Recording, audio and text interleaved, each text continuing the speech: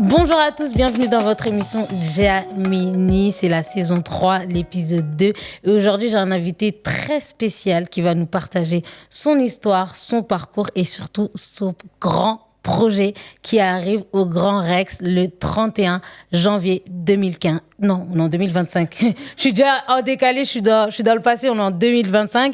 Et tant pis pour vous parce que vous n'aurez pas vos places parce que c'est sold out. Hein. Vous savez, vous vous lancez comme ça du jour au lendemain et vous ne savez pas que votre projet va prendre. En tout cas, pour lui, c'est une grande réussite et on lui souhaite tout le bonheur pour ce grand projet. Bonjour Bialy. Hello. Comment tu vas ? Déjà, merci pour cette présentation. Franchement, ça va.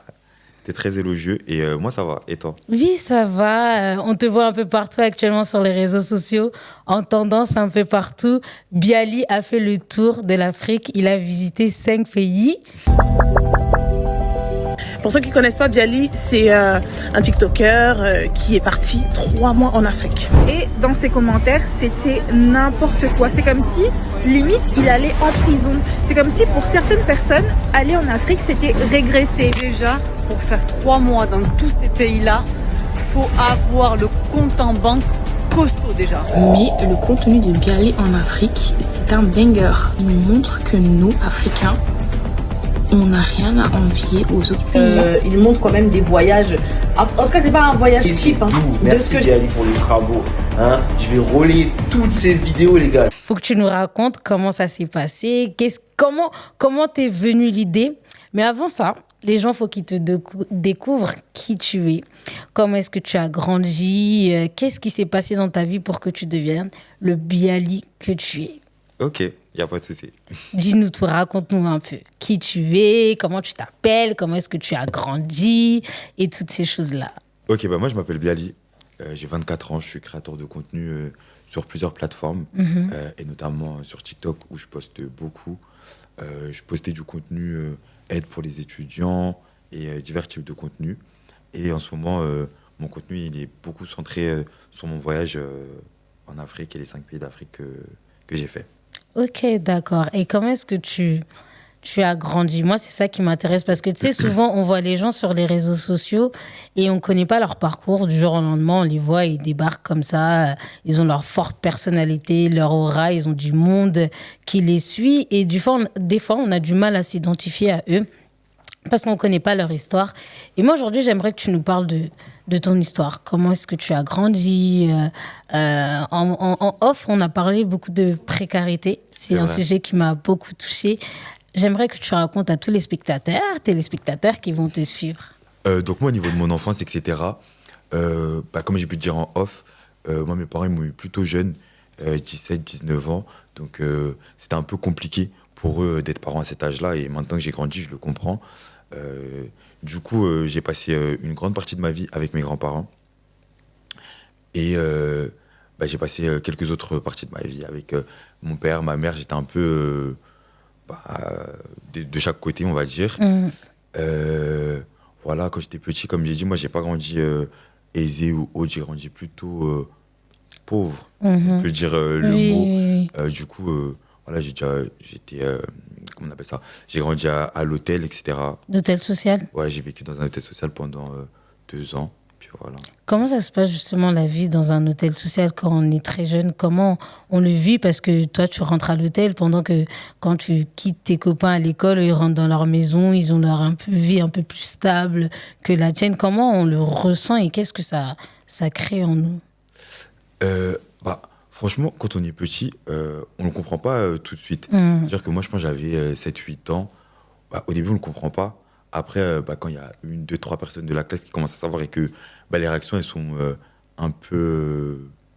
il y a un peu de mépris, etc. On comprend que c'est pas forcément normal, je dirais, de grandir ou d'habiter dans un hôtel, etc. Après, moi, je dirais que je l'ai bien vécu. Je dirais que c'est quelque chose qui m'a... formé, si je puis dire, et qui surtout m'a inculqué des valeurs. Parce que la vie, elle est un peu compliquée. Genre, par exemple, quand on habite dans un hôtel, c'est bête, mais on ne peut pas faire à manger. Oui. On ne peut rien garder. Par exemple, en termes de nourriture, on n'a rien au frigo ou autre. Quand on achète à manger, c'est souvent des repas déjà faits, etc. Et il y a d'autres familles. Et c'est-à-dire que tout le monde te partage un peu son histoire, etc. Donc, moi, je dirais que c'est quelque chose qui m'a bien Servi, qui m'a ouais. bien servi pour la suite de ma vie. Et au niveau justement de l'alimentation, tu parlais qu'on pouvait pas conserver la nourriture et tout. Comment vous faisiez pour vous nourrir? Bah, quand tu es dans un hôtel... Ah, là, j'essaie de me rappeler, parce que ça fait Ouais. longtemps. Mais parce qu'en fait, il y a Mais, beaucoup de personnes qui vont nous suivre, mais qui ne savent pas les réalités qu'on rencontre lorsqu'on est dans un hôtel social. Ouais. Il y a beaucoup de situations qui peuvent être frustrantes. bon, ça dépend de l'hôtel où tu es placé, entre guillemets, avec ta famille. Je sais qu'il y a déjà eu des hôtels où il n'y a pas de cuisine. Il y en a où il y a peut-être une cuisine collective, etc. Et après, pour moi, c'est compliqué. En vrai, bah, déjà, on ne peut rien garder. Donc, si tu achètes un truc, c'est pour le manger tout de suite. Et puis, bah, parfois, les gens, ils font soit à manger. Bah, c'est plusieurs, les mamans, elles font à manger pour un peu tout le monde dans l'hôtel. Ok. Ou soit, ça peut être vous acheter un repas.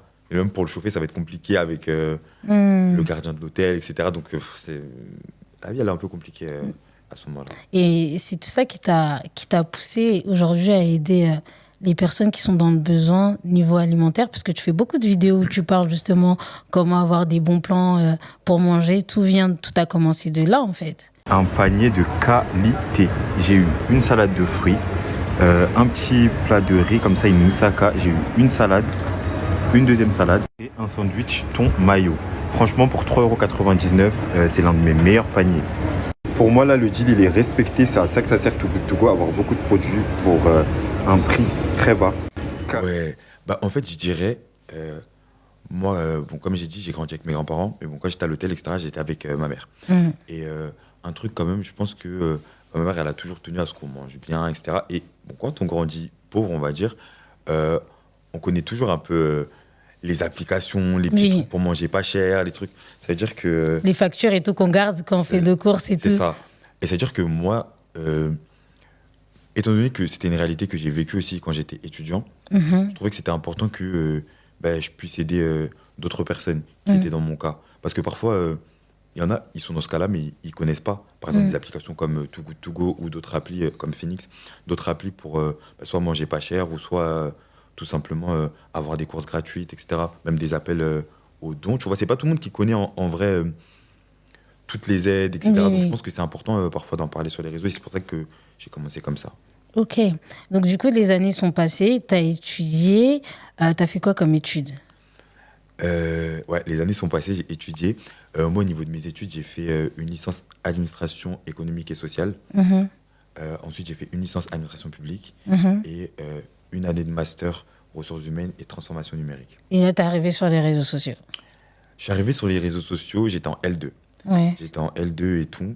Je commence les réseaux et l'école, ça va pas trop. Parce qu'en vrai, j'étais en L2, mais ça faisait déjà 4 ans que j'avais eu mon bac, tu vois. Je commence les réseaux et l'école, ça va pas trop. Quand je commence les réseaux, même carrément parce que j'avais redoublé, etc., on m'avait arrêté la bourse. Ok. Donc, ouais, je commence les réseaux comme ça aussi pour partager mon quotidien d'étudiant qui n'arrive pas forcément à l'école parce que j'ai l'impression que ça, on le cache un peu. Oui. Et quand tu rentres dans les études sup, c'est pas des blagues et puis c'est plutôt compliqué. Donc, trouver une alternance, trouver un travail, alterner entre le travail et tes études, c'est la chose qui est le plus compliqué, c'est une charge mentale de ouf. Et tu vois de plus en plus de jeunes qui viennent se plaindre sur les réseaux en parlant de ça, qui n'arrivent pas à s'en sortir et ils n'arrivent même pas à se nourrir. Et il y a souvent dernièrement, j'avais vu aussi un bad buzz d'une jeune femme qui était venue et qui avait demandé de l'aide parce qu'elle s'en sortait pas. On lui a coupé sa bourse, elle avait un logement étudiant à payer et tout. Et tu vois qu'il y a très peu de gens qui ont conscience de la situation et comment on le vit quand on est étudiant et qu'on a du mal à s'en sortir. Ok, déjà, franchement, très bonne question. Parce que je trouve que les gens, en fait, ils soulèvent pas beaucoup le point de la précarité étudiante. Tu vois, la précarité étudiante, il y a des personnes, ils n'étaient pas forcément précaires quand ils étaient avec leurs parents. Mais quand tu arrives dans une ville que tu connais pas, tu as un appartement et tu dois tout simplement aussi faire tes études avec un job étudiant, etc., la vraie vie nous rattrape, entre guillemets. Et tu rentres dans cette précarité-là, dans ce truc où c'est soit tu travailles et tu mets tes études de côté, clairement, ou soit tu privilégies tes études, mais tu es en galère. Ou soit c'est les deux, en fait. Pour s'en sortir, moi, je pense que, bon, déjà, quand tu as ton diplôme, après, ça aide, mais c'est compliqué en vrai. C'est compliqué en vrai et c'est pour ça qu'il ne faut pas hésiter à aller voir des assistantes sociales. Moi, par exemple, quand j'étais étudiant, j'avais pas... Bon, si j'avais honte. Oui. Mais en tout cas, maintenant, j'ai pas honte de le dire que j'allais voir des assistantes sociales parce qu'elles peuvent te donner des chèques alimentaires, Oui. elles peuvent te donner des aides exceptionnelles pour pouvoir manger, etc. Ou tout simplement, même pour pouvoir avoir un manteau, tu vois, parce que c'est pas tout le monde qui a Oui. l'argent de s'acheter un manteau. Donc, je pense que il faut surtout pas avoir honte. De demander de compliqué, l'aide. mais il faut pas avoir honte de demander. En tout cas, aux personnes spécialisées pour ça. Et donc après, tu continues à cheminer entre la situation précaire que tu as eue en étant plus jeune, tu grandis avec tes grands-parents, tu fait. continues, tu as tes études, tu as ton logement. Tu te retrouves seul avec ton logement, c'est ça? Ouais, tout à fait. Et tu trouves un travail? Ouais. Bah, en fait, moi, j'ai pris mon logement à 18 ans, on va dire. 19 ans. J'ai pris mon premier logement. C'était un appartement. J'habitais dans le 15e. C'était un tout petit logement, là, plus petit que le studio où on est. Tu sais, au début, c'est, on va dire, le rêve. Tu te dis que tu vas habiter seul pour la première fois. Et puis, Tu vas le meubler, tu vas faire ta C'est ça. déco, inspiration Pinterest. ça et te tout. rattrape très vite. Donc, moi, j'avais le travail, ça a toujours été un peu compliqué, moi. Oui. Donc, j'avais un premier travail quand j'ai commencé à vivre seul. Ensuite, on m'avait viré. Parce qu'en fait, mon travail il était à l'aéroport Charles de Gaulle, j'habitais dans le 15e, donc Ah oui, c'était trop bien que loin. c'était loin. Je travaillais à Naturalia un moment, genre juste après. On m'a accusé de vol. Ah ouais? Ouais, c'est juste parce que j'étais noir, ça je le dis. Ok, le racisme. Donc quoi. on m'a accusé de vol, en fait, d'avoir volé 4 euros. Et, 4 euros? Ouais, 4,60 € dans une caisse, un truc comme ça. Et ça m'avait blessé parce que je me disais, mais j'en ai besoin de ce travail, tu vois, pour Bien sûr. vivre en vrai. Bien sûr. Et les mois passent, je travaille au McDo, et là, il y a le confinement. Et en fait, le confinement, moi, c'est compliqué parce que je suis en période d'essai au Ok. McDo. Donc, Ok. ce qu'on fait, c'est qu'on met fin à ma période d'essai. Ok. Et là, maintenant, ça devient compliqué de trouver un travail. Ça devient compliqué, surtout, de vivre. Et donc, moi, pendant le confinement, je survis, en vrai. En réalité, je survis, c'est-à-dire que de temps en temps, j'ai des missions de préparateur de commandes, j'ai quelques missions, j'ai quelques trucs. Mais c'est compliqué. C'est vraiment compliqué de joindre les deux bouts. Donc, c'est pour ça que moi, je dis que, on va dire, mon parcours quand j'étais étudiant, il est un peu traumatisant. Parce que, tu sais, j'ai passé quoi, 2 mois, peut-être, 2 mois et demi à vivre seul, et où ça se passait plutôt bien. Tu sais, tu trouves toujours un Bien sûr. travail, entre guillemets. Et là, il y a le confinement, et le monde change, en vrai. Et ça a traumatisé pas mal d'étudiants, en réalité. Oui, oui, oui. Et c'est à partir de là que tu t'es lancé sur les réseaux ou bien avant? Ah non, pas du tout. Donc, moi, les réseaux, je me lance en 2022. Ok, donc suis- 2 ans après. Ouais, 2 ans après. Je me lance sur les réseaux parce que, comme je le dis, j'ai perdu ma bourse déjà. Ok. Donc, j'ai pas d'argent. Donc, moi, ça veut dire que je commence à faire mes trucs de bon plan, mes to go, mes trucs et tout. Je vais pas forcément bien. J'étais, on va dire, en dépression, hein, en vraie dépression. Et un jour, je me dis, je dois récupérer un to go. Moi, j'en fais depuis 2-3 ans. Pourquoi pas en faire une vidéo? J'en fais une vidéo et je me rappelle, je faisais des TikTok, mais normal, comme tout le monde, je faisais 100 vues, 200 vues. Et là, je m'endors, je me réveille, je prends mon téléphone, je vois que mon to go, il a fait 600 000 vues, peut-être en 2 heures. Damn. J'étais choqué. J'étais en mode, ah ouais? Moi, je suis qui, moi? Ouais, c'est ça. Et tu sais, je me dis, pourquoi pas commencer à partager quand je vais prendre des to go. De base, ça, c'est juste ça. Donc, à chaque fois que je prends un to go, j'y vais, je filme, etc. Et les gens, petit à petit, ils commencent à aimer et à prendre une habitude, en fait. Ah, mais pourquoi tu postes pas et tout? Je suis en mode, mais moi, je suis pas un influenceur, genre, C'est clair. stop. Et je pense qu'après, au fil du temps, j'ai commencé à partager petit à petit, toujours un peu plus de mon quotidien. J'ai commencé à partager des bons plans étudiants. Finalement, j'étais RH, donc je donnais des conseils, des solutions RH aux gens. Après, j'ai décidé de montrer un peu plus ma personnalité. Et je pense que de fil en aiguille, c'est comme ça que je suis venu sur les réseaux, mais surtout que j'y suis resté, parce que avoir une vidéo qui est virale, je pense que tout le monde peut le faire aujourd'hui Bien sûr, en bien sûr. 2025. Mais réussir à rester et se construire une communauté, c'est beaucoup plus dur. Et donc c'est pour ça que je suis super content par rapport à ça. Et au début, tu avais combien d'abonnés quand tu t'es lancé à Comme faire tout cette le monde, vidéo? 0. Hein. Ah, on commence tous à 0. Oui, hein. c'est clair. C'est-à-dire que, vas-y, les abonnés que j'avais, parce que peut-être j'avais 1000 abonnés. Ouais. J'avais peut-être 1000 abonnés, tu vois. Et puis, petit à petit, tu commences à poster. Et moi, je sais que j'ai eu les 10 000 abonnés, peut-être quoi, 2 semaines après avoir posté. Hein. Ah ouais, quand Ouais, même. c'est venu vite. Genre Très ça, rapide. et je me suis dit, waouh, qu'est-ce qui se passe? Ouais. Et j'étais dans un domaine aussi à ce moment-là, sur les réseaux, alors que les gens ils ne le savent pas, il y a beaucoup de partenariats. Oui. C'est-à-dire que très vite, à ce moment-là, il y a les trucs de livraison de courses Ok. qui n'existent plus maintenant, Ok. qui me contactent, Cajou, Flink, tous les trucs comme ça. Je fais beaucoup de partenariats. Et je me dis, wesh, mais c'est dingue, genre on me paye pour recevoir des courses, alors que littéralement, 2 semaines avant, j'avais du mal à manger, genre. Bien sûr, surtout pour quelqu'un qui a grandi dans une situation Ça. précaire, du jour au lendemain, ça te tombe dessus, ça te permet de t'alimenter et ça te permet de rejoindre des debout parce que Ouais, quand tu vraiment. arrives sur les réseaux sociaux, tu passes une période difficile où tu es un peu en dépression. Toi, tu veux aider les autres, alors que toi-même, il n'y a personne pour t'aider, tu es ça. tout seul chez toi et tu as ce coup de chance qui arrive. Et comment ça se passe quand, justement, on a une vidéo qui est virale comme ça? Comment tu le vis? Tu dis, t'as pas peur des réactions des gens, de si on te reconnaît dans la rue, de toutes ces choses-là? Ben, ça dépend. Là, tu parles maintenant Oui. ou à Au l'époque. tout début. Parce qu'à l'époque, tu vois, quand t'es pas sur les réseaux, tu postes une vidéo, en fait, t'as aucune idée des répercussions que ça pourra avoir, tu vois. Tu postes ta vidéo, en fait, moi, la première fois que je poste mon tout haut, là, ma vidéo, c'est un TikTok, quoi. J'ai posté un TikTok, il va faire 200 vues comme d'habitude. Et c'est-à-dire que petit à petit, tu vois les réactions des gens et tout et tout. Et je dirais qu'au début, ça n'a aucun impact. Franchement, tu te dis juste, j'ai percé. Genre, tu sais, au début, tu te dis vite ça. Genre, ah waouh, ma vidéo, elle a fait 1 million de vues, j'ai percé et tout. Et après, avec le temps, ben, tu fais plusieurs vidéos qui marchent, etc. Et bah, tu commences à voir que ça peut avoir un impact sur ta sécurité, ça peut avoir un impact sur ta vie personnelle, professionnelle et familiale. Donc là, ça devient moins drôle. Mais sinon, au début, tu es juste content, en vrai. Et du coup, on parle d'impact. Qu'est-ce qui s'est passé justement avec toute cette vague des réseaux sociaux? Comment tu t'es senti? Parce que tu parles de sécurité. Qu'est-ce qui s'est passé, toi, dans ta vie par rapport à tout ça? Bah, moi, comme je disais, mon contenu n'était pas beaucoup concentré sur moi. Mon contenu était concentré sur les bons plans. Et un jour, bah, y a le concert de Fally. Et en fait, Ah ouais, on a tous vu cette vidéo.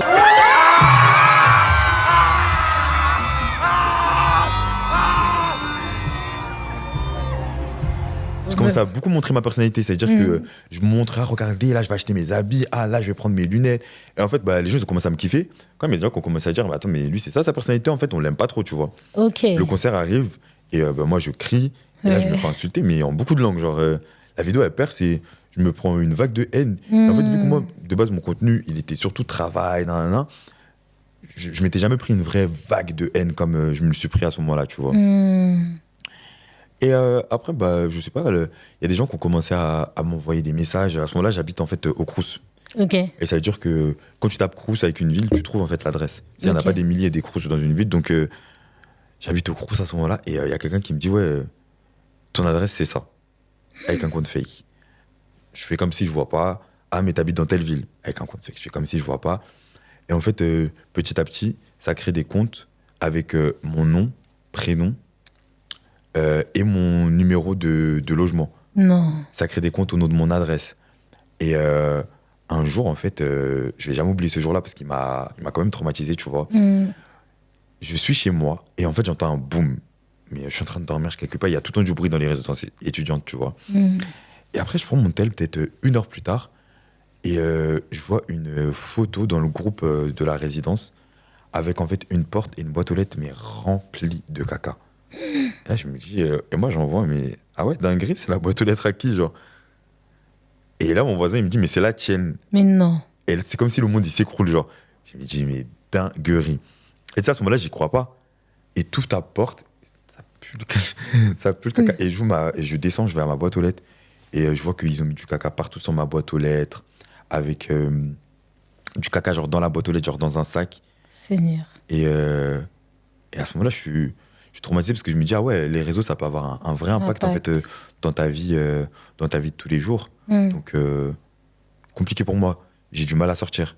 Je sors plus de chez moi. Je commence à regarder partout pour pouvoir déménager à tout prix. Et ouais, ça m'a pas mal marqué, ça, franchement. Il y a des caméras au Crous où personne n'a rien vu? Il y a soi-disant des caméras. J'ai demandé qu'on regarde les caméras parce que j'avais porté plainte. Oui. Ça n'a jamais été fait, pardon. Ça n'a jamais été fait, donc... c'est resté comme ça, sans suite. Du coup, c'est toi qui t'as tout nettoyé, en fait. J'ai nettoyé avec mes voisins. Franchement, ça, je ne dirai jamais. Il y a des voisins qui m'ont aidé et j'ai nettoyé, mais j'en pleurais parce que pour moi, c'est trop une dinguerie, en fait, que des personnes elles puissent prendre leurs extrêmement bien sûr. et mettre sur ma porte ou ma boîte aux lettres. Pour moi, c'était c'était en fait d'une méchanceté sans nom. Et il y avait rien que j'avais fait sur les réseaux qui méritait ça, tu vois. Pour moi, il y a rien. Et puis même, en général, il y a rien qui mérite ça. Tu vois, une personne, tu la vois sur les réseaux, en vrai, t'aimes pas son contenu, tu peux swipe. Bien sûr. Tu sais, on est dans les réseaux, maintenant, c'est les réseaux fast-food. Bien sûr. Tu peux swipe aussi vite que tu veux. Donc, t'es pas obligé de t'infliger, en fait, de regarder quelqu'un que t'aimes pas. Mais ça, c'était mon premier vrai appel où je me suis dit, ah ouais, les réseaux, c'est un truc de ouf, en vrai. Et est-ce que je suis prêt? Ouais, est-ce qu'il y a eu d'autres choses après par la suite ou pas du tout? T'en as parlé parce que j'avais vu, t'avais fait une vidéo, justement, et les gens, ils ont réagi comment? Bah, les gens, ils sont forcément choqués, tu vois. Bien sûr. Ils sont forcément choqués. Et puis, en vrai, dans la vie, tu sais, on se rend compte, là, par exemple, tu penses que tout le monde est sain d'esprit. Moi, pour moi, c'est trop fou, en fait, que quelqu'un prenne son caca pour aller mettre sur ta boîte aux lettres. Donc, en fait, forcément, la première réaction des gens, c'est d'être choqué et de ne pas comprendre. Bon, il y en a forcément qui rigolent, qui sont en même parce qu'ils ne comprennent pas aussi, tu vois. Et voilà, c'est ça, en vrai. Il n'y a plus de situations comme ça qui t'ont... De situations aussi graves. Non, après, tu vois, par exemple, un jour, je me rappelle, j'étais parti dans un événement congolais pour la CAN. Il y avait des gars, ils devaient être 20 ou 25 même. Hein. Ils m'ont entouré, ouais, cri comme au concert de Fali. Ah ouais, carrément. Ouais, tu sais, les gens, en fait, on s'en rend pas compte, mais ils te voient sur les réseaux. Et en fait, après, c'est comme si tu leur appartiens, en fait. Ouais. Tu vois, si tu leur as fait rire à tel moment, en fait, il faut que tu me refasses rire parce que t'es mon clown. Mais sauf que c'est pas comme ça, t'es un vrai humain avec des sentiments et des émotions. T'as eu peur à ce moment-là? Bah, en fait, je dirais que t'es un peu tétanisé parce que tu sais même pas. Tu te dis, mais là, c'est gênant. Mais en vrai, il y a plein de moments comme ça. Donc voilà, c'est le quotidien des réseaux, on va dire. Du coup, si je comprends bien, d'une seule vidéo, tout est arrivé comme ça. Ouais, on peut dire d'une seule vidéo. En vrai, je pense que j'ai commencé à montrer plus ma personnalité. Ma personnalité, elle a commencé à être plus affirmée sur les réseaux, ce que je faisais pas avant. T'as vu, avant que je postais une vidéo sur les réseaux, je regardais 10 fois, j'essayais de pas parler comme je parle dans la vraie vie. Tu vois, j'étais pas moi-même. Donc, t'as pas forcément des haters. En plus, mon contenu n'était pas vraiment centré sur moi. Et je pense qu'à ce moment-là, mon contenu il a commencé à être centré sur moi, ma personnalité. J'ai commencé aussi à montrer mes amis. Et ça montre aussi une autre facette de moi qui a fait que j'ai eu plus de hate et plus de haters en vrai. Donc plus on s'expose, plus on montre sa personnalité, plus on peut attirer des personnes qui nous aiment pas en fait. Ouais, plus tu montres de ta personnalité ou de ta personne et plus en fait on va t'aimer ou te détester pour de vrai en fait, je pense. Tu vois. Ce que les gens ne font pas au début parce que du coup, vu que ton contenu il est ciblé sur quelque chose en particulier qui a pas forcément d'attache avec ta personne à toi, les gens n'ont pas la capacité ou la force de venir te pointer du doigt sur un sujet qui peut être sensible, tu vois. Tout à fait, je suis d'accord. Et aujourd'hui, qu'est-ce que tu peux dire face à toutes ces personnes-là, justement, qui harcèlent les gens, qui font vivre du cyberharcèlement, toutes ces personnes qui propagent la haine sur les réseaux sociaux, parce que toi, tu as été victime de ça? Bon, moi, j'étais victime de cyberharcèlement et pour le coup, ce que je pourrais dire aux gens, c'est de jamais oublier en vrai que derrière tout ça, c'est une vraie personne. Tu vois, moi, par exemple, avant, même tu faisais une vidéo où tu te moquais de quelqu'un, j'allais commenter, j'allais rigoler. C'est un truc maintenant que je fais plus parce que je sais en fait que même les gens qui rigolent, ça peut vraiment faire mal en vrai.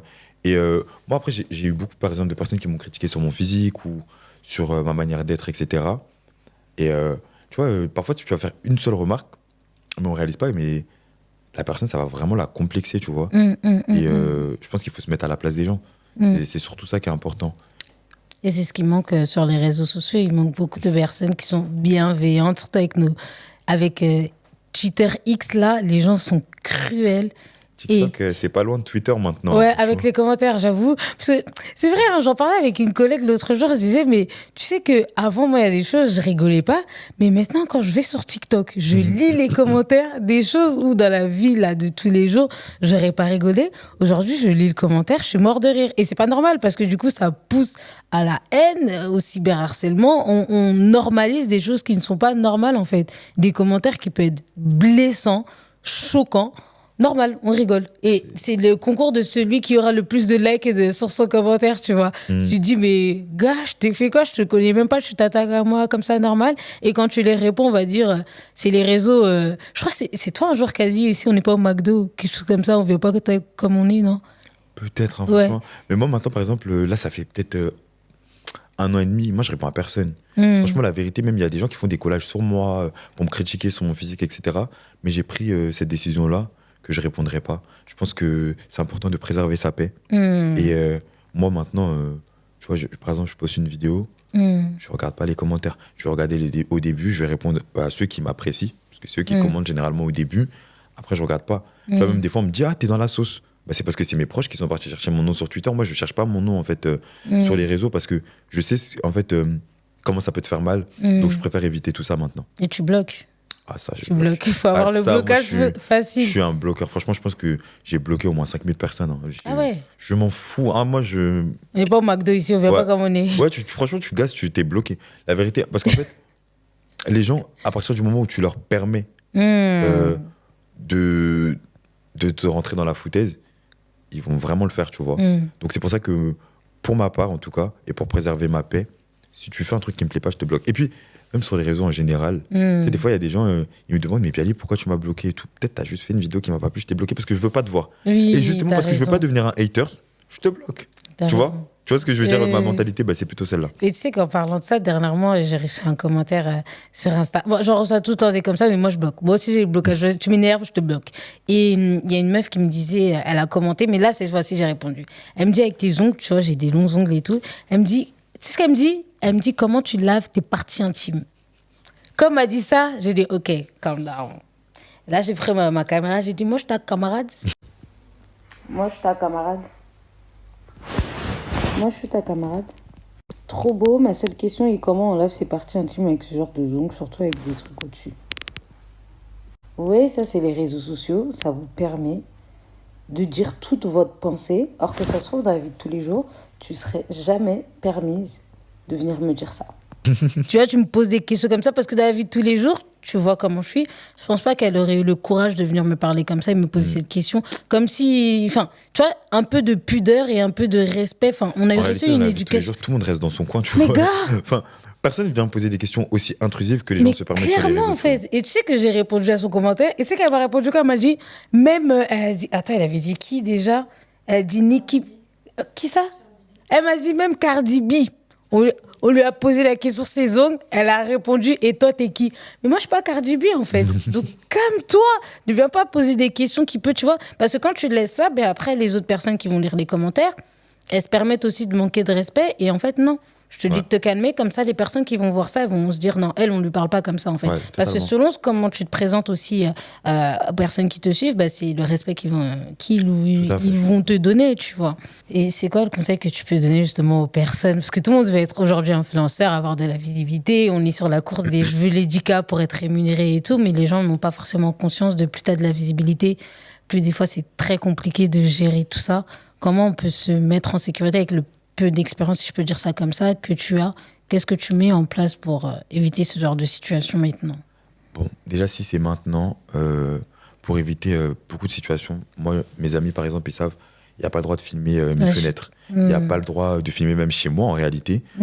Chez moi, par exemple, avant, je faisais des room tours, je montrais comment. Je ne filme pas. Si vous me voyez dans une ville, c'est que la ville, elle est minimum à 30 minutes de chez moi. Genre, en fait, je me protège, en réalité.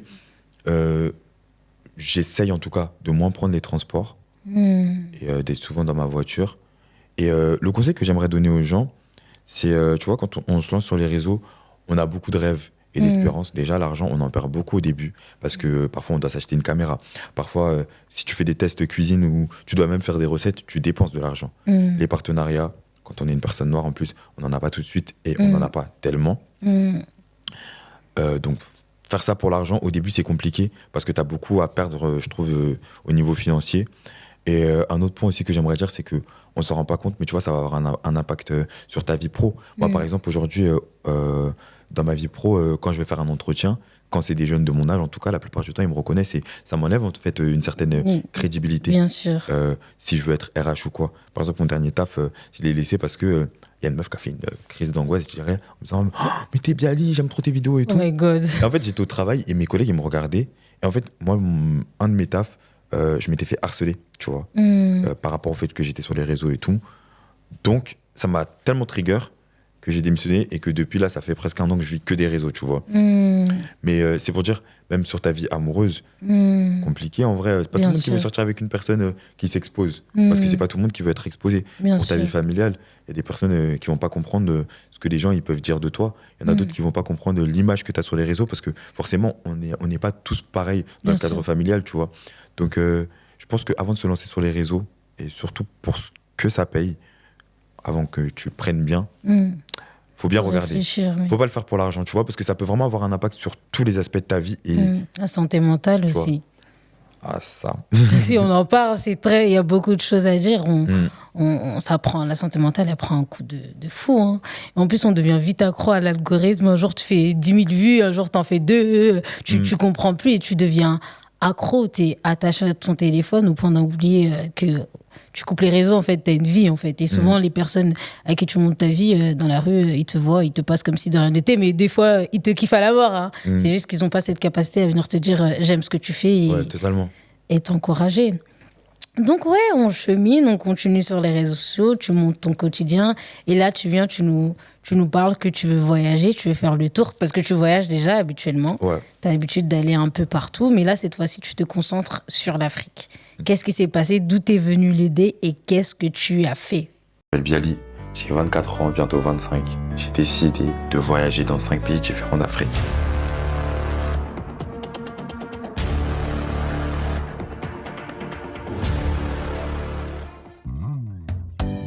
Je trouvais qu'il était important d'abord d'aller sur la terre de mes ancêtres. Bon, déjà moi, j'ai toujours voulu voyager en Afrique. En réalité, bon là, je te dis toujours, je pense depuis que j'ai 20 ans, moi. Depuis qu'en tout cas je suis conscient, en général, j'ai toujours voulu voyager en Afrique et je me disais, j'aimerais trop, par exemple, faire le Congo. Mon rêve, c'était de faire le Sénégal. Ça, j'avais kiffé faire le Sénégal, le Ghana aussi. Donc, tu sais, petit à petit, le cheminement, il vient, tu te dis, j'ai envie de faire ces pays-là. Et je me rappelle que je m'étais fait une réflexion il y a presque 1 an, où je m'étais dit, tu vois, peut-être que j'aurais pas de l'argent toute ma vie. Et en réalité, comment ça se fait que je suis allé à Dubaï et je suis pas allé dans mon pays d'origine? La première question, c'était ça. Je sais pas, j'étais posé, je me suis dit ça. Et quand je me suis dit ça, j'ai appelé ma grand-mère et je lui ai dit, il faut absolument que j'aille au Congo. Elle me dit non. Ah ouais? Et comment ça, non? Elle me dit, non, mais tu vas pas au Congo si je suis pas là. C'est la réaction de tous les Et là, je adultes me de nos dis, familles. Là. Elle me dit, non, tu vas pas au Congo sans moi et tout. Non. Donc, au début, je pense à organiser un voyage au Congo avec ma grand-mère, tu vois. Et petit à petit, je me rends compte qu'en fait, j'ai pas seulement envie d'aller au Congo, mais j'aimerais bien aller déjà aux 2 Congos, j'aimerais aller au Ghana, en Côte d'Ivoire. Et bon, je comprends qu'en fait, je pourrais pas le faire avec ma grand-mère de 70 ans, en fait. Donc, Oui. je commence à me dire, en fait, en vrai, je vais m'imposer tout simplement. Donc, je dis à mes grands-parents, en fait, moi, je vais aller au Congo. Moi, je me barre. Ouais, c'est ça. Et ils m'ont dit, mais non, tu fais, attends-nous, ou va au moins avec ton père et tout, nan. Et j'ai dit, mais non, je vais aller au Congo, en fait, c'est tout. Et bon, petit à petit, j'ai commencé à organiser mon voyage. Et voilà, on en est là. Et t'as fait combien de pays? 5. Et t'as fait quoi? T'as fait Congo? Les 2 Congos, j'ai fait la Côte d'Ivoire, j'ai fait le Sénégal et le Ghana. Ok. Côte d'Ivoire, Sénégal, Ghana. Qu'est-ce que tu as découvert là-bas? Parce que nous autres, là, qui n'ont pas fait le tour de ces 5 pays, parce qu'on n'a peut-être pas l'argent, tu vois ce que je veux dire? Qu'est-ce que tu as découvert que tu pourrais partager à la diaspora? Au Congo ou en général? En tous les pays, là, tous les pays que tu as fait là. Qu'est-ce qui t'a le plus touché dans chaque pays? Qu'est-ce que tu as retenu le plus de tous ces pays-là? Déjà, je pense que je vais parler en général. La chose qui m'a le plus touché et que j'ai retenu, c'est qu'il faut qu'en fait, nous, la diaspora, on arrête déjà de penser comme des colons et on arrête en fait d'avoir des a priori par rapport à l'Afrique, par rapport à nos pays d'origine et par rapport à la vie en général, tu vois. Moi, je pense que j'avais beaucoup d'a priori et j'avais beaucoup d'idées reçues. Et en fait, le fait de voyager, ça les a totalement cassés, tu vois. Et l'humain, ce que je trouve qui est bien avec l'humain, c'est qu'on s'adapte. Et en fait, là où je pensais que j'allais jamais réussir à m'adapter, je me suis adapté, tu vois. En off, par exemple, on parlait du fait que je parle pas lingala. Oui. Mais toi aussi, Bialy.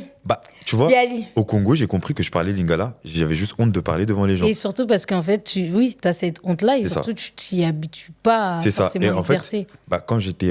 Parce que j'ai fait 3 semaines au Congo Kin, et comparé au Congo Brazza, tu vois, tout le monde parle Brazza, tout le monde parle lingala. Donc, si tu parles pas lingala, t'es un peu perdu, tu vois. Oui. Bah, à un moment donné, je me suis fait violence. Et puis, on verra même dans Ton mon vlog. docu-vlog. Oui.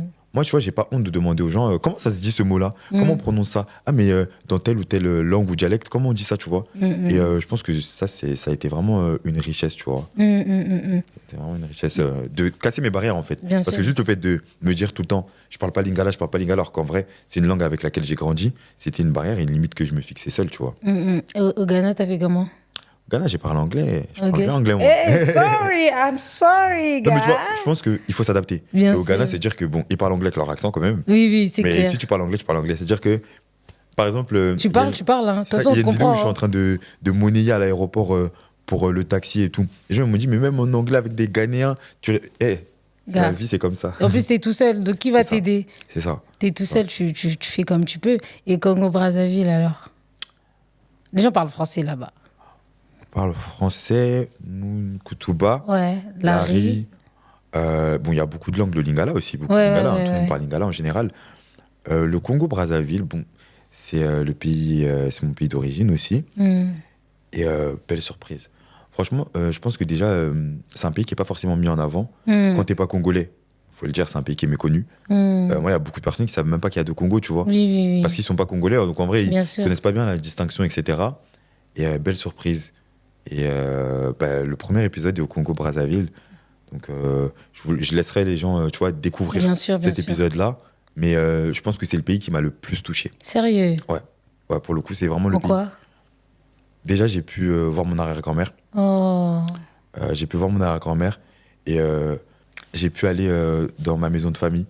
Il faut savoir que c'est une maison où même mes grands-parents, quand ils vont au Congo, ils y vont pas. Ok. C'est dans une ville qui s'appelle Dolisie. Ok. Et en fait, tu sais, j'y vais et j'avais juste une activité là-bas de base. Et je dormais à l'hôtel. Et je me dis, est-ce que j'y vais ou est-ce que j'y vais pas, tu vois, dans cette fameuse maison de famille. Parce qu'en fait, en vrai, on me connaît pas là-bas. Oui. Et on sait pas qui je suis. Et j'y vais et je vois mon arrière-grand-mère. Et en fait, voir cette maison-là, ça m'a... Ça a un peu changé, en fait, le cours de ma vie. Je sais pas comment t'expliquer. Donc, déjà, paix à son âme, mon arrière-grand-mère, elle est décédée 2 semaines après. Oh. Donc, je trouvais que c'était beau dans le sens où j'aurais pu faire toute ma vie sans jamais la voir. Ensuite, dans un second temps, je pense que quand j'ai vu la maison, et on verra, tu vois, dans le docu-vlog, le premier réflexe que j'ai eu après, c'est d'envoyer, en fait, à mes grands-parents merci.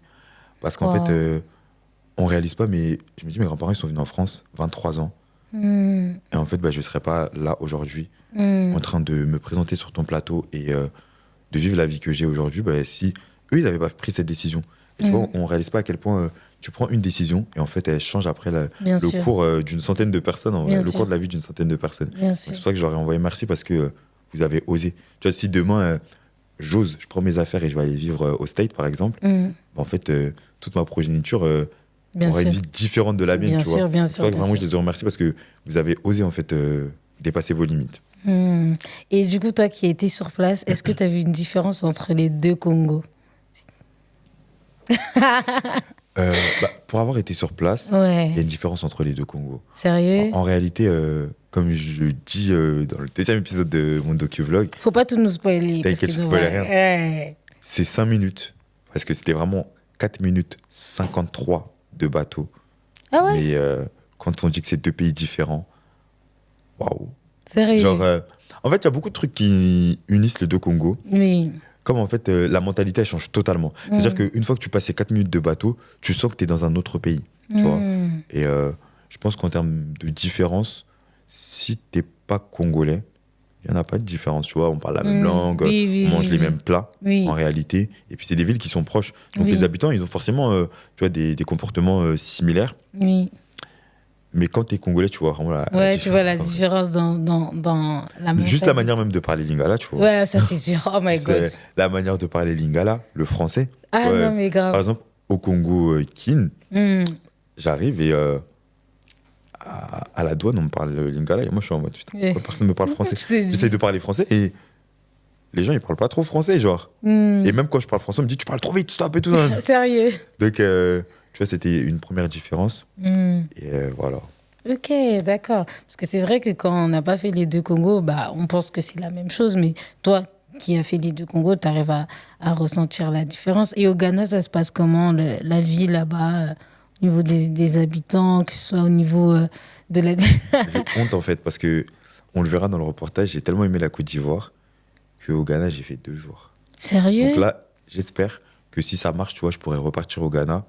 Parce qu'en vrai, j'ai kiffé, tu vois. J'ai fait 48 heures. Donc je peux pas vraiment avoir un avis aussi marqué, tu vois, que sur les autres pays. Oui, C'est pour ça que le Ghana, comme je le dis souvent, c'est une ouverture. oui. Et j'espère que ça me permettra de visiter d'autres pays anglophones et que je repartirai au Ghana pour commencer. Et la Côte d'Ivoire? La Côte d'Ivoire, c'est mon bébé. Parce que en fait, ma mère, elle est ivoirienne. Ok. Donc c'est mon 2e pays. Et j'y suis déjà allé. Oui. J'y suis allé une fois, comme j'ai déjà dit, je pense quand j'avais 16 ans. J'y suis allé pour enterrer ma grand-mère maternelle. Donc c'était un peu triste, j'ai pas trop fait d'activité. Et j'y suis reparti en 2023. Et là, j'avais kiffé. Et pourtant, j'y suis allé en avril. Et là, quand je suis allé en décembre, c'était incroyable. Ouais. Mon meilleur, Ah, Bialy! un de mes meilleurs voyages en tout cas. En tout cas, ouais, c'est mieux que tu dises comme Incroyable, ça. incroyable. Ok, d'accord. Et comment on organise un voyage comme ça, financièrement parlant? Parce que c'est un coût. Comment tu t'es organisé? Mon voyage, je l'ai préparé en fait je dirais, j'ai commencé à le préparer en juin. Ok, Et j'ai voyagé en novembre, tu vois. ok. Donc je me suis organisé. Petit à petit, tu sais, tu payes par exemple tes billets en premier. Ensuite, tu payes tes logements. Mais tu vois, c'est beaucoup d'organisation. Il faut faire des tableaux Excel et tout, parce que tu as beaucoup de pays, tu as beaucoup de villes, même dans les pays parfois. En dehors de ça, comme moi, je suis créateur de contenu, Oui. j'ai essayé d'avoir des partenariats, d'avoir des collaborations. J'ai envoyé, franchement, je pense, à tout casser 500, 600 mails. Hein. Je suis allé à des salons, du tourisme, etc. Des gens qui me promettent, qui te disent on va le faire et tout. Et au final, t'as plus de nouvelles, t'as plus rien. Et c'est comme si le bon Dieu, je dirais, ouais, un jour avant de voyager, j'ai Tap Send Ah ouais. qui accepte une collaboration. Cool. Donc, c'était quand même une bonne collaboration. Donc, j'étais content. Déjà parce que c'est une marque que j'aime beaucoup. Et aussi parce qu'ils ont cru en mon projet, tu vois. Quand on a fait la réunion et que les directrices des différents pays, etc., m'ont parlé, ce qu'elles m'ont dit en réalité, en dehors de l'argent, c'est vraiment on croit en ton projet. Et c'est un projet avec lequel on aimerait t'accompagner. Et tu vois, ça m'a touché. Mais sinon, c'était sur fonds propres à 100%. En fait, moi, j'ai pas cette fierté-là mal placée de me dire je peux pas aller travailler ou quoi. Donc, si j'ai un projet, je travaille pour mon projet. C'est-à-dire que le fait de faire aller par-ci par-là une petite mission d'intérim, de faire ci, de faire ça, je m'en foutais entre guillemets dans le sens où je travaille parce que je sais pourquoi je le fais. En dehors de ça, j'avais de temps en temps des petites collaborations. À ce moment-là, sur TikTok, je postais 15 fois par jour. Là maintenant, je poste 1 fois par jour, mais tu vois, ça veut dire que j'étais comme un fou et je charbonnais pour me dire il faut que je puisse réussir ce projet. Donc moi, je suis très consciencieux, tu vois. Donc, par exemple, j'avais payé mon loyer en avance pour 3 mois. J'avais payé mes charges en avance pour 3 mois. En fait, tout était fait en sorte que je ne puisse pas me retrouver dans les galères que j'avais avant. Oui, surtout que vu comment tu as grandi, tu voulais pas répéter ça parce qu'un jour, tu as eu un rêve et que tu peux pas... Je me suis pas dit, vas-y, comme je vais voyager en Afrique, je paye pas mon loyer ou quoi. Non, il faut vraiment penser au lendemain. Et je pense que ça, c'est très important. Ok. Très, très important. Et du coup, ce projet sera diffusé au Grand Rex. Tout à fait. Tu vois pas que c'est une dinguerie quand même, le Grand Rex? Comment tu le vis? Comment je le vis? Je pense que tout arrive pour une raison, tu vois. Bien sûr. Comme je dis, moi, j'ai travaillé dans un centre commercial et de base, je leur ai expliqué mon projet. Ils étaient OP pour pouvoir le diffuser. Ah, ok, c'est bien ça. En fait, quand je suis au Congo, je leur envoie des messages. Comment on peut s'organiser? On peut se faire une réunion et tout. Et j'ai plus de réponse, en fait. Ah, ok. Tu vois? Et 1 fois, 2 fois, 3 fois, je force. 1 fois, on me dit, on va me rappeler, t'inquiète. En fait, j'ai plus jamais de réponse. Et un jour, je me dis, en fait, arrête de forcer, tu vois. Et je commence à démarcher des cinémas. Ok. Tous les cinémas refusent, sauf le Grand Rex. Sérieux? Ouais. Et là, je me dis, waouh. Tu sais, parfois, quand un truc t'est destiné, entre guillemets, il va y avoir des embûches, il va y avoir des problèmes, mais ça va le faire. Mais t'es quand même courageux parce que là, je parle avec toi depuis, on s'est parlé un peu en off. T'es une personne quand même au-delà de ce que tu peux montrer sur les réseaux sociaux, t'es très calme, t'es très doux. Et t'as été très courageux de prendre cette décision qui est sur le point de changer ta vie. Peut-être que tu t'en rends pas forcément compte. Et comment est-ce qu'on a pu financer toutes ces choses-là? Parce que tu as eu des partenariats, certes, mais est-ce qu'il y a d'autres personnes qui t'ont aidé pour ce projet-là? Aucune. Franchement, comme je l'expliquais au début de l'interview, tu vois, c'est pas pour faire la victime, etc. Mais quand tu es un créateur de contenu, mid, parce que peut-être pour certains, j'ai grave des abonnés et tout, mais 200 000, en termes d'influence, tu vois, c'est mid, entre guillemets, noir. Il y a beaucoup de personnes qui ne croient pas forcément en ton projet tant que tu leur as pas montré des chiffres. C'est-à-dire que moi, certes, sur TikTok, je fais des statistiques. Tu sais, c'est pas tout le monde qui fait, par exemple, 4 millions de vues la semaine. C'est ce que je fais. Ou même parfois plus. Mais il y a beaucoup de marques qui ont peur parfois de collaborer avec toi ou qui tout simplement ne veulent pas s'associer à ton image, tu vois. Donc ça peut être un peu compliqué. Donc moi, ouais, tout s'est fait sur fonds propres. Tout seul. Sur fonds propres, j'ai tout fait tout seul. Par exemple, là, pour l'avant-première, il y a des petits cadeaux, des petits trucs. Il y en a qui viennent de ma poche, vraiment pour le coup. Il y en a beaucoup qui viennent de ma poche. Il y en a d'autres, j'ai continué, tu vois. Moi, comme je dis, je lance des bouteilles à la mer. C'est-à-dire que j'ai pas peur de contacter une marque, 2 marques, 10 marques, 100 marques. Et il y a forcément quelqu'un qui va accepter, tu vois. Pas avoir peur. Tu m'as parlé d'une association en off qui s'appelle comment? Est-ce que tu peux nous présenter un peu cette association et pourquoi elle t'accompagne dans ce projet-là? Donc cette association, elle s'appelle les Sistas du Cœur. Tu vois, moi, je dis toujours tout arrive pour une raison. En fait, c'est l'association d'une pote à moi d'enfance. Et un jour, en fait, elle a eu son association depuis au moins 2 ans. Mais je prêtais pas forcément attention. Et un jour, elle a montré une action qu'ils ont fait dans un hôtel, en fait, solidaire. Un hôtel social, pardon. Et en fait, je reconnais cet hôtel, tu vois. Et je lui dis, mais c'est tel hôtel? Et elle me dit oui. Et en fait, je reconnais que c'est l'hôtel où j'ai habité 1 an et demi quand j'étais plus jeune. Et je vois la vidéo, je vois les enfants et tout. Ça te rappelle ton enfance. Et en fait, je me mets à pleurer. Wow. Je me mets à pleurer parce que je me dis, quand j'habitais dans cet hôtel-là, à ce moment-là, jamais j'aurais pu penser que ma vie ressemblerait à ça à 24 ans, tu vois. Et je lui dis, t'inquiète, il faudra qu'on fasse quelque chose ensemble.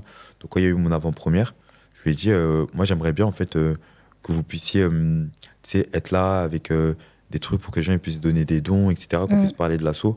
Parce qu'en vrai, on s'en rend pas compte, mais quand tu grandis et que tu as eu des galères comme ça, financières, ou même par exemple des abus et tout, tu te rappelles des associations, des travailleurs sociaux qui t'ont aidé ou qui t'ont fait même une sortie en réalité, tu vois.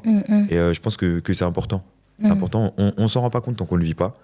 Et c'est pour ça que moi j'ai vraiment voulu bosser avec eux sur cet événement parce que je trouvais que c'était symbolique. Wow. C'est très beau ton histoire et ton parcours. C'est vrai que tu ne rentres pas forcément dans les détails, mais pour avoir parlé avec toi en off, tu as une très belle histoire. Tu passes d'une personne, d'un jeune enfant qui était précaire, qui ses parents l'ont eu très tôt, qui n'arrivait pas forcément à s'occuper de lui comme il voulait, qui a été élevé par ses grands-parents, qui un jour évolue en faisant ses études et qui a des difficultés financières, mais qui se bat pour se construire seul dans son petit logement, qui cherche des partenariats partout et qui un jour, le succès des réseaux sociaux lui tombe dessus et il décide de prendre une décision, c'est de monter un projet, d'aller dans des pays, des terrains connus, prendre le risque, seul, se lancer et aujourd'hui être diffusé au Grand Rex. C'est très beau et je te félicite. Merci beaucoup. Le meilleur est devant toi. Est-ce que tu as un conseil à donner à toutes ces personnes justement qui veulent prendre des décisions mais qui n'osent pas et qui ont honte parce que personne ne croit en elles ou parce que leur personnalité, leur aura ne leur permettent pas d'aller très loin ou qui n'ont pas confiance en elles? Qu'est-ce que tu as à leur dire? Moi, je pense que ce que j'aurais à dire à ces personnes-là, c'est vraiment de croire en eux. En réalité, si tu crois pas en toi, personne ne croira en toi. Et puis, il y a un truc que ma grand-mère aimait bien me dire, tu vois, c'est tant qu'il y a de la vie, il y a de l'espoir. Bien sûr. Et en vrai, on ne sait pas de quoi demain est fait. Comme je le dis souvent, moi, il y a 2 ans, j'ai jamais voyagé, j'arrive pas à manger, je suis surtout en très forte dépression, tu vois. Et aujourd'hui, on me voit, j'ai un grand sourire, et il y a des personnes qui s'inspirent de moi. Même si c'est 1 ou 2 personnes, mais il y a quand même des personnes qui s'inspirent de moi, tu vois. C'est vraiment ouf. Donc, je pense qu'il est important de croire en soi et il est important d'aller au bout des choses. Moi, il y a un truc, une qualité qu'on m'enlèvera jamais, c'est que je vais au bout des choses. Quand je veux quelque chose, je vais au bout. Si je rate, je rate. Ouais. Et puis, on va pas mourir si on a raté un projet. Bien tu lances une entreprise, tu lances un podcast, tu lances quelque chose, tu crois en ton projet, même si tu le rates, même si il n'a pas peut-être l'impact que tu voulais. Tu l'as fait, tu sais maintenant de quoi demain est fait. Et puis, voilà quoi. En vrai, je pense qu'il faut surtout aller au bout de ses idées, au bout des choses. C'est ça le plus important. Et il faut se faire confiance. Yes. Et j'aimerais que tu nous partages 2 ou 3 anecdotes autour de l'échec. Je sais que tu nous parles souvent. Moi, tu m'as parlé de ton permis. Tu as raté combien de fois ton permis? J'ai raté le permis, je crois que je l'ai eu, je sais plus. J'ai dû à la 8e fois. 8e je l'ai raté 8 fois, mais en tout cas, je l'ai eu. En tout cas, et tu as persévéré. Pardon. Est-ce que tu as d'autres histoires comme ça qui peuvent encourager des personnes qui, justement, ont des échecs répétés? Ok. Je vais raconter 2 histoires. On va commencer déjà par le permis. Tu vois, le permis, moi, à l'époque où je suis étudiant, il y a des fois où je me mets en galère parce que je veux ce permis, tu vois. Et quand on dit qu'un truc, quand c'est pour toi, c'est pour toi. Et quand c'est pas pour toi, persévère, tu vois. En tout cas. C'est que moi, mon permis, au final, je l'ai eu avec une auto-école qui m'a proposé un partenariat. Et je me dis, j'ai dépensé plus de 20 000 euros, je crois, dans le permis. Wow. Et au final, je l'ai passé gratuitement, entre guillemets. Et je vois, des fois, tu t'entêtes, mais il y a un moment, il y a un jour où il y aura une ouverture pour toi. Et bien sûr. Finalement, l'opportunité va s'ouvrir pour toi, tu vois. Un autre truc, par exemple, mes diplômes, tu vois. Moi, j'avais un peu de mal. Bon, j'ai jamais eu de mal avec l'école, mais quand je suis arrivé à la Sorbonne et tout, j'ai eu un peu de mal avec l'école. J'ai redoublé plusieurs fois. Et je pensais pas que c'était un truc qui allait m'arriver parce que j'ai toujours été plutôt studieux, entre guillemets. Je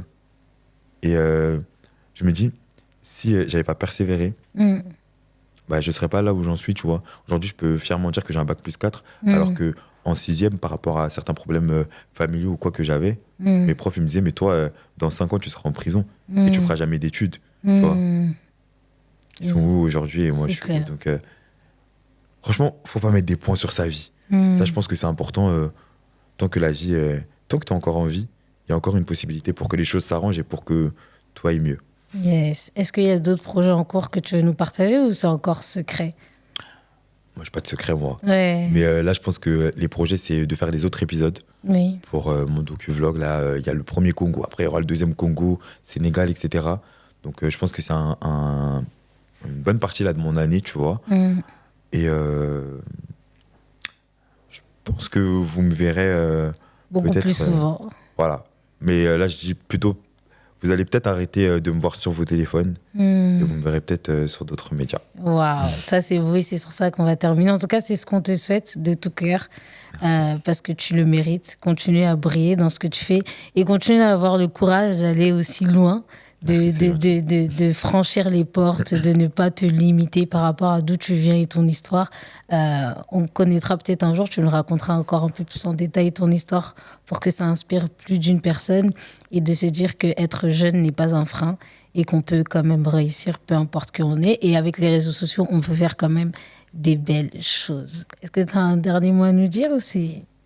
Le dernier mot à vous dire, ça serait franchement...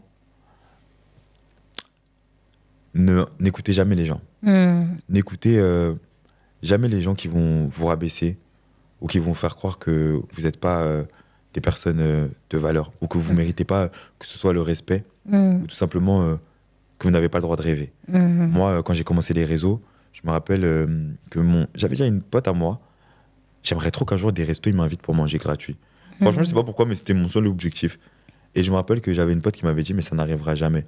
Et quand je me vois aujourd'hui, 2 ans plus tard, je me dis, mais si je l'avais écouté, la vie ne ressemblerait pas à ça. Donc, vous limitez pas. Vraiment, si je peux donner un conseil, ce serait ça. Yes, merci beaucoup.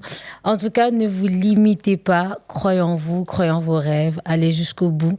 Ça ne coûte rien d'essayer. Vous perdez peut-être de l'argent, mais c'est de l'expérience que vous gagnez. Moi, si je peux raconter un peu mon histoire pour encourager quelqu'un. Quand moi, je travaillais en tant que travailleur social pendant plusieurs années et j'accompagnais des personnes en déficience intellectuelle, troubles psychiques et autisme. Et en fait, un jour, j'ai eu l'opportunité, on m'a contacté sur les réseaux sociaux pour pouvoir avoir mon émission mode qui devrait passer à la télé sur Orange devait nous donner un canal, donc ça devait être diffusé et tout. Et j'ai travaillé pendant plusieurs mois, quasi 1 an. J'avais mon émission, j'avais mon script, j'avais toute mon équipe et tout. J'ai bossé, je n'ai jamais été payée. Jamais été payée, je suis allée jusqu'au prud'homme. Cette histoire est partie très loin, mais bon, on a gagné parce qu'on était plus de 40 salariés dessus. Mais pendant tout ce temps-là où je me suis assise, je me suis formée. Et c'est de là que je me suis fait ma formation de conseillère en image. Je me suis dit, je ne peux pas rester comme ça sur, entre guillemets, un échec. Et c'est de ce parcours-là que j'ai appris à parler devant une caméra. Je n'ai pas fait de formation de journalisme ou autre. J'ai appris à écouter les gens, à faire un script, à préparer une émission et tout. Mais si je ne serais pas passée par là, je ne ferais pas les podcasts que je fais aujourd'hui, tu vois. Pour te dire d'un parcours... Merci. Pour te dire de ce que tu peux appeler échec va te former pour là où tu vas. L'échec n'existe pas. Exactement. Et ça, pour moi, c'est trop important. Mais tu sais que mon père me disait quand j'étais plus jeune que l'échec n'existe pas, il n'existe que des leçons de vie. L'échec n'existe pas. Si tu te dis que c'est... Papa, je t'applaudis. Clairement, tu vois. Si tu te dis que c'est une leçon de vie, tu ne le prendras pas comme un échec. Ça fait partie du processus de la vie et de comment tu prends en maturité, tu vois. Donc, pour dire à quelqu'un, si vous avez fait quelque chose qui n'a pas marché, peut-être que ce n'est pas le bon moment. Et comme je dis toujours à ma sœur et même à mon mari, il faut toujours être au bon endroit, au bon moment et avec les bonnes personnes. Parce que tu peux être au bon endroit, mais pas au bon moment. Et tu peux être au bon moment, mais pas au bon endroit et surtout pas avec les bonnes personnes. Tu vois ce que je veux dire ou pas? Donc voilà, croyez en vous, croyez en vos rêves. Et on se retrouve le 31 au Grand Rex. Pour ceux qui ne vont pas suivre, suivez-le sur les réseaux sociaux pour connaître la suite. Et on se dit à très, très, très bientôt. Et comme ça revient très souvent, faites très attention au cyberharcèlement sur les réseaux sociaux. Et n'hésitez pas à faire des dons aux associations qui s'occupent des personnes en situation précaire. Tout type de situation qui peut aider votre prochain.